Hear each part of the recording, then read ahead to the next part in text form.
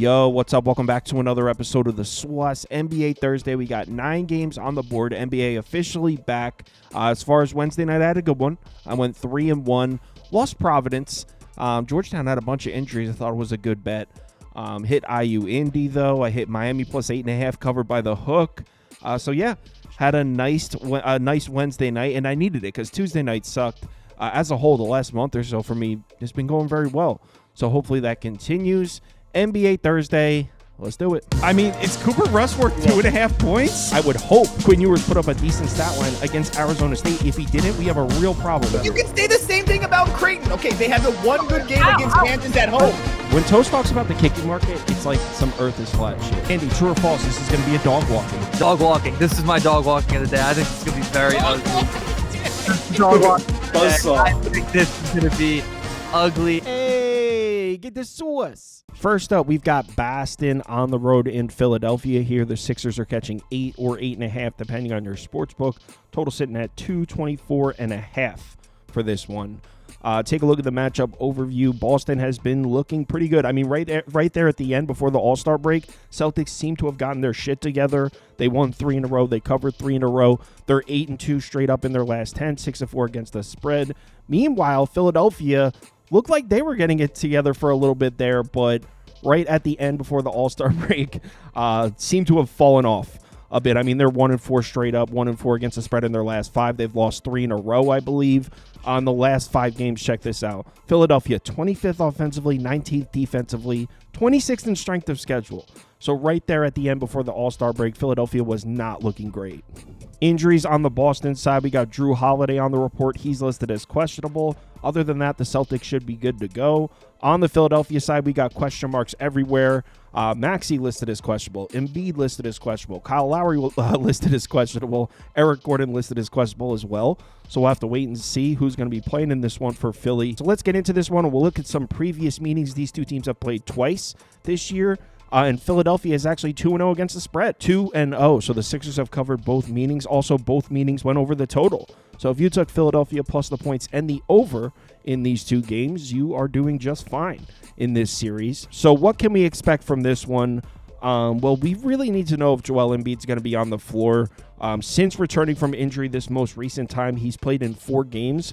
Sixers are 0-4 against the spread in those 4 games. So they haven't covered a single game that Embiid's played since returning from injury. 1-3 straight up in those games. Offensively, they're still all right. A 115.8 offensive rating in those 4 games, but they can't stop anybody with Embiid on the floor right now. In the 4 games since returning from injury, where Embiid has played, defensive rating over 120, rebounding rate close to 45%. Now, like I said, offensively, they should be okay. I mean, Philadelphia runs a lot of isolation. Tyrese Maxey gets isolation possession. So does Embiid. Boston has struggled against isolation scorers all year. They're actually 29th in the NBA in points per game allowed via isolation. So Tyrese Maxey should have opportunities to score. Joel Embiid should have opportunities to score.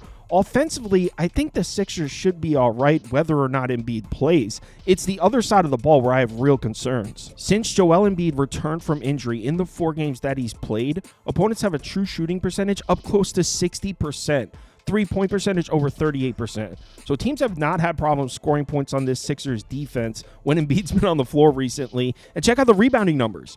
Offensive rebounding rate under 25%. Defensive rebounding rate under 64%. That's terrible. So they can't stop anybody. They can't rebound when Embiid's been on the floor. And we're talking about a Philadelphia defense that's been ass against the 3-point shot all year. In fact, in the last 10 games, they're 29th in defensive efficiency against the above-the-break 3-point shot. In case you've never watched the Celtics play basketball before, they live out there.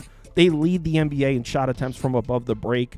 So, yeah, I mean, if Embiid plays, Boston should have no problems winning the rebounding battle. They should have no problem scoring points. I mean, they should have no problem scoring points whether Embiid plays or not, if we're being honest. Which is why when it comes to betting this game, I mean, it would only be the over for me here. I have this one close to 230 in the model. Now, obviously, I can't place this bet yet. We don't know if Tyrese Maxey's going to play. He's listed as questionable. And, yeah, I'm a little worried about the pace Both these teams tend to run slower paces, and if Embiid plays, could be a slower paced game. You don't really want to be sitting on an over ticket if we're expecting to see a slow paced game. So a little worried about the pace, and I need Maxey out there. But if it's confirmed that Tyrese Maxey is going to play, I will definitely take over 224.5 in this one. Maybe a Boston team total over as well, but I think I'll just rock with the over. I'll wait for the injury update for Tyrese Maxey. I'll let you know on the live show. Next game. Update here. So the total actually moved against me. I'm seeing 223.5. Could be because Joel Embiid is officially removed from the injury report. So maybe they're thinking Joel Embiid slows the pace down. It makes sense. But either way, even though I do expect to see a slow-paced game, I still think it gets up and over the total. Both teams should be able to score pretty efficiently. Boston should have plenty of opportunities to hit outside shots. So, yeah, I mean, I still think it's a decent bet, even though the line moved against me. I'm on the over. Next. Memphis on the road in Indiana. The Pacers are catching 2 or 1.5, depending on your sports book. Total all the way up at 249 or 249.5 for this one, which makes sense. We're talking about Grizzlies and Pacers. We should definitely see some points.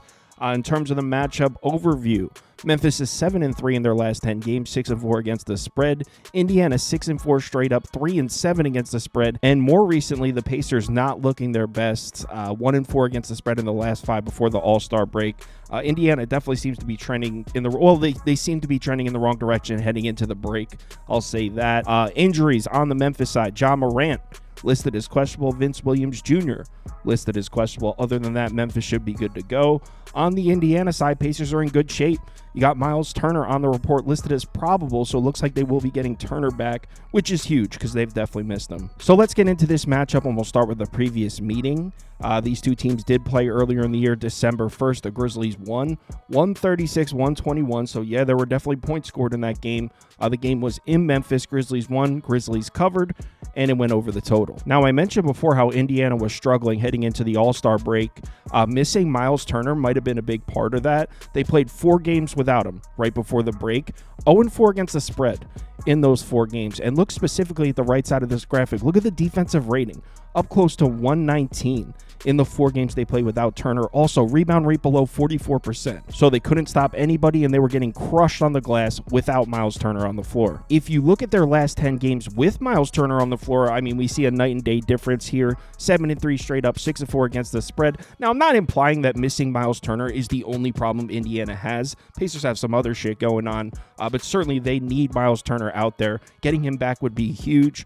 Look at the defensive rating in the last 10 games with Miles Turner on the floor. It was up close to 119 without him in the 4 games without him. 111-8 in the last 10 games with him. Also, look at the rebounding rate, up close to 48%. Now, that's still bad. The Pacers are still a bad rebounding team, even with Miles Turner out there, but in the 4 games without him, they were down close to 44%.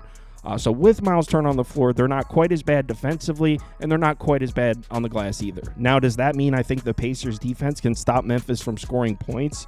I mean, probably not. Memphis has one of the more high-powered offenses in the NBA. We know they're running a ton of fast breaks. First in transition frequency, first in points per game in transition. Pacers, okay, they're 24th in defensive efficiency in transition, but they're 6th in frequency, meaning they are decent at limiting their opponent's opportunities in the fast break. So it's not a completely terrible matchup. Again, not saying the Pacers defense is going to stop Memphis from scoring points. Of course not. That would be crazy. But they are good at limiting fast break opportunities, which should be something of a tough matchup for Memphis. And getting Miles Turner back, maybe the Memphis offense against the Pacers defense isn't quite the mismatch it appears to be if Miles Turner is going to be back out there. I'll just say that. On the other side of the court, Indiana should be able to score on Memphis, but here's the thing with the Grizzlies defense, super inconsistent. If you look at their last 8 games, they've played 5 terrible defensive games and 3 elite defensive games. So kind of tough to get a feel for how good this Memphis team is defensively. They're 27th in the NBA in points allowed in transition. Should be a bad matchup against Indiana, who obviously likes to run the fast break. Also, Memphis has struggled against the pick and roll. They're 17th in defensive efficiency in that department. Indiana loves to run the pick and roll. 7th in frequency, 6th in efficiency. So Indiana should be able to score points on Memphis. As far as betting this game, I guess I'd lean towards the Pacers. Maybe a Memphis team total under. Not that I'm saying Indiana's going to stop them from scoring, but it's going to be super high here. I mean, the total's 249.5. Memphis is laying 2 points on the road, which means their team total is going to be somewhere close to 126.5. So maybe maybe Grizzlies team total under, maybe a Pacers bet, but as of now, just a pass. Next, Cleveland on the road in Brooklyn. The Nets are catching 13 or 13.5, depending on your sports book. Total sitting at 224.5 for this one. Let's take a look at the matchup overview. These Nets have been covering. In the last 10 games, they're 6-4 straight up, 6-4 against the spread, 4-1 in the last 5, 3-0 in the last 3. But obviously, they're going to be put to the test here. They're up against Cleveland, 8-2 in their last 10, 6-4 against the spread. In the last 10 games, the Cavs are second offensively, fifth defensively. So Cleveland's defense starting to come back around. That's against the 12th strongest schedule. The Nets are 29th offensively, first defensively. Yes, you heard that correctly. Brooklyn is first in the NBA in defensive efficiency in the last 10 games. Got to take into account the strength of schedule, though, 28th in that span. Injuries on the Cleveland side, we got no Dean Wade. Coro's on the report. He's listed as questionable. Same goes for Ty Jerome. On the Brooklyn side, still no Cam Thomas, still no Clowney. Other than that, Brooklyn should be good to go here. So let's get into this one, and we'll start with this recent Nets hot streak. Like I said, 6-1 against the spread in their last 7, 6-1 straight up. The Nets have won 6 of their last 7 games, and look at that defensive rating, 103.4. in the last 7 games. That's best defense in the NBA type territory. So the Nets were playing elite defense heading into the All-Star break. So right off the bat, we're like, we can't lay 13 points on the road against the hottest defense in the NBA. Completely understand if that's how you're thinking here. That being said, who did the Nets play heading into the All-Star break? Who were they racking up these elite defensive numbers against? The picture becomes a little more clear when you take a closer look. Charlotte, no LaMelo, no Brandon Miller, no Mark Williams. We know how bad that offense is when LaMelo Ball's not on the floor. Then they played the Rockets, no Şengün. They played the Rockets again, no Tari Eason, no Fred VanVleet. Then they played the Wizards. They lost that game. They lost to the Wizards, and Washington was able to score on this elite Nets defense. The Wizards beat them. Then they played the Heat. We know how bad the Heat have been. Then they played Charlotte again. No Brandon Miller, no Mark Williams. LaMelo Ball left that game early with an injury. And then they played Philadelphia with no Maxey, no Embiid. So, okay, they're racking up these elite defensive numbers against some of the worst offenses in the NBA here, missing key pieces. If you look at the 10 games before this little 7-game stretch, you'll see their defensive rating up at 117, opponent effective field goal percentage over 57%. So I'm not trying to take credit away from Brooklyn here. They have played great defense. They've also seen a lot of trash offenses there right there before the All-Star break. In the 10 games before that, this Brooklyn defense wasn't looking all that great. So forgive me if I'm not handicapping the Nets defense as the top 5 defense in the NBA because they played a bunch of trash offenses. Now they're going to have to play a rested Cleveland Cavs team. In case you haven't followed the NBA this year, this is arguably the best offense in the NBA. In their last 14 games, they have an offensive rating over 124. That is crazy. Effective field goal percentage close to 58%. This is going to be such an insane step up in competition for the Nets defense in comparison to what they were playing before the All-Star break. Cleveland should have no problem scoring points here. We should see this Nets defense come back down to earth now that they're going to start to see some legitimate, healthy NBA teams. Yeah, the Cleveland defense is a little bit vulnerable. 113.3 defensive rating in the last 14. But like I said earlier, this Cleveland defense does seem to be trending in the right direction. You look at the last 5 games, the last 10 games, it looks like the Cavs defense is coming back together. Also, this is still an elite rim protecting defense. Brooklyn likes to attack the interior a lot. 12th in rim frequency, 4th in paint frequency. So I'm not sure if we can count on the Nets to score points here. I know laying 13 points on the road against a defense that's been first in the NBA in defensive efficiency in the last 10 games. I know that seems crazy, but I really don't think this Nets defense is any good. We know the offense isn't any good. I think Cleveland's going to win comfortably. I think Cleveland's going to cover. So it'll be Cavs minus 13 for me here. Next game, Orlando on the road in Atlanta here. The Hawks are catching 1.5 at home. Total sitting at 222.5 for this one. Let's look at the matchup overview here. In the last 10 games, the Hawks are 9-1 against the spread. 9-1 against the number in the last 10. If you have been the Hawks, you are doing just fine. Meanwhile, the Magic are 4-6 straight up, 3-7 against the spread in their last 10. Offensively, the Magic are 26 in their last 10 games, 10th defensively. So Orlando's defense has been all right. 25th in strength of schedule, though, so they haven't played the strongest schedule. Meanwhile, the Hawks are 20th offensively, 15th defensively. That's against the 4th strongest schedule in the last 10 games. Injuries on the Orlando side, still no Jalen Suggs. He'll be questionable sometimes, he'll be doubtful sometimes. This time he's just ruled out. Who knows when this guy's coming back, but he will not be back for this one. On the Atlanta side, Trae Young is listed as probable. Krejci, I believe is how you say his name. I like that guy too. He's good. He's been ruled out. Other than that, the Hawks are in pretty good shape, though. So let's get into this matchup. These two teams have only played once this year, and it was just recently, about a week and a half ago, right before the All-Star break. Atlanta went into Orlando, won outright. Final score was 112-106. Obviously, the Hawks won and covered because they were underdogs in the game, stayed under the total as well. So the way I feel about these two teams is, if we pull up the numbers from the last 10 games, I think we all look at the Hawks and we think, offensive team, they could score points, they can't make stops, right? But if you look at the last 10 games, that's not really the case. I mean, offensively and defensively, they're pretty close. Offensively, a 112.8 offensive rating. Defensively, 114.1. So it's not, their defense hasn't been that much worse than their offense. And we look at the Orlando Magic and we think, great defense, terrible offense. We're correct about the terrible offense, but the defense hasn't been all that great. A 112.5. Actually, the Atlanta defense and the Orlando defense in the last 10 games have actually been close, and Atlanta's played a much stronger schedule. Another thing that kind of cancels out here, both of these teams, top 5 defensive rebounding teams. In the last 10 games, the Hawks are first in defensive rebounding rate. Orlando's fourth in the last 10 games. Both of these teams much better rebounding the ball on the defensive side of the court, meaning we should not see many second chance opportunities on either side here. It kind of makes me want to consider betting an under, if I'm being honest. I know taking an under at 222.5 in a Hawks game sounds crazy, but like I said before, Orlando can't score. They run a super slow pace.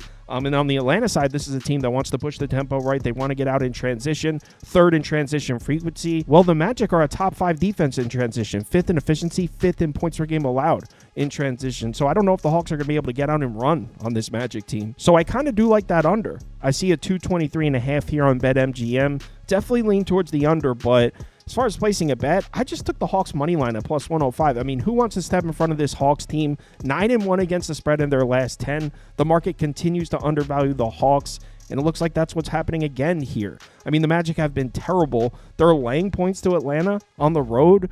Just seems crazy to me. Probably going to be one of the more public bets on the board, but I took the Hawks money line here, plus 105 next game. Chicago on the road in New York. The Knicks are laying 12.5 points at home. Total sitting at 243.5. In the last 10 games, the Knicks are 8-2 straight up, just 4-5-1 against the spread, and they're actually just 1-3-1 against the spread in their last 5. Offensively, they're 4th in the last 10 games. The Knicks have not had problems scoring points. Their problem's been making stops. In the last 10 games, they're 20th in defensive rating, 26th in the last 5 games. They have played a strong schedule, though. In the last 10 games, they're 2nd in strength of schedule, and this is not a strong opponent. I mean, they're playing the Bulls at home. The Bulls in their last 10, 3-7 straight up, 3-7 against the spread, 1-4 in their last 5, 0-3 in their last 3. In the last 10 games, they're 25th offensively, 28th defensively. This is one of the worst defenses in the NBA, 11th in strength of schedule in that span. Injuries on the Bulls side, no Patrick Williams. He's been ruled out. Other than that, Chicago should be good to go. On the New York side, now we have some good news if you're a Knicks fan. Looks like OG Anunoby is going to return soon. I don't know if he's going to return for this game, but he has been a full participant at practice. So OG Anunoby will be back soon. Again, I don't know if it's going to be for this game, but OG will be back soon. Also, Mitchell Robinson cleared for 5-on-5 drills. We haven't seen Mitchell Robinson all season. So in the very near future, the Knicks should have OG Anunoby and Mitchell Robinson back. Mitchell Robinson for the first time all year. In this game, though, no Mitchell Robinson and no Josh Hart. So although there's good news for the Knicks in the injury department moving forward, as far as this game right here against the Bulls, no Josh Hart, no Mitchell Robinson. Now, hopefully the Knicks can get OG Anunoby back because it's been a problem on the defensive side of the ball. Since OG got hurt, the Knicks have played 6 games. They have a defensive rating over 123. That's terrible. So the Knicks have really struggled to play defense since OG Anunoby went down. Offensively, they're fine. They still have an offensive rating over 121 in those last 6 games. So they're scoring points whether OG plays or not. They need his help on the defensive side of the ball. So hopefully he's able to come back. Now they are 4-2. So it's not like they started losing games. They're 4-2 in those last 6. Just 1-4-1 against the spread. So they haven't been covering the number. I'm a little worried here. This is a Bulls offense that likes to get out in transition on the season. They're second in transition frequency, second in points per game in transition. The Knicks have struggled defensively in transition all year, 18th in efficiency, 17th in points per game allowed. So the Bulls should be able to get out and run, score some points on this Knicks defense. After that, though, this is a Bulls offense that's very reliant on shooting the outside shot. In fact, it's pretty much the only thing they do. They get out and run and shoot transition threes. On the season, they're third in above the break three frequency. So they launch shots from out there. Check this out, though. On the season, 9th in efficiency. So this is a top 10 3-point shooting team on the year. In the last 10 games, 16th. In the last 5 games, 23rd. So Chicago's 3-point efficiency, it's been trending downwards. And this is a Knicks defense that puts a ton of pressure on the perimeter. They do not let you get those shots off. So I don't know if I like the matchup for the Bulls offense. Like I said before, they should be able to get out in transition and score some points. This Knicks defense really hasn't been that good. But as a whole, I don't think it's a terrible matchup for the Knicks defensively. And if OG Anunoby plays, which he's listed as questionable, the Knicks should be just fine on that side of the ball. Now, on the other side, I mean, New York should have no problems scoring points on the Chicago Bulls defense. They can't protect the rim for shit. In the last 10 games, they're 28th in shot frequency allowed at the rim. They cannot keep their opponents away from the basket. This is a Knicks offense that's attacked the rim more frequently than any other team in the NBA. In the last 10 games, they're first in shot frequency at the rim. So this is a Knicks offense that attacks the basket, and this is a Bulls defense that can't keep their opponents away from the basket. And like I mentioned before, the Bulls defense has been terrible, so New York should have no problem scoring points in this one. The Knicks should also win the rebounding battle on both sides of the floor. Chicago, not a great rebounding team. Not that the Knicks have been great. In fact, they're struggling on the defensive side a little bit, but the Bulls have no offensive rebounding presence, so the Knicks should win the rebounding battle pretty decisively as well. As far as betting it, probably would go Knicks team total over. It's going to be super high, though. I mean, this total is 243.5. The Knicks are laying 12.5, so I'm not going to bet it, but I think the Knicks should score north of 130 points in this one. So if I was betting it, probably just take the over 243.5, maybe a Knicks team total over. You know what? I don't hate the over 243.5. I'll say over or pass. If OG Anunoby doesn't play, maybe I end up betting the over. So over or pass next game. I'm actually going to cut it off there. It's almost 3 a.m. As always, we'll go through every single game on the board on the live show tomorrow, 4 p.m. Eastern time. If you want to go see all the bets I have open, just head over to KyleKirms.com and click on open bets. If you subscribe to Sauce Network Plus, you'll see mine as well as everyone else on the staff here. You also get access to the Discord. You can participate in the betting league, all of that. So if you're interested, head over to KyleKirms.com and sign up. Let's have ourselves a good one. Let's keep it going, man. Had a nice Wednesday night. Hopefully let's follow it up with a Green Thursday. Please remember to bet responsibly. Hit me up in the Discord if you need me.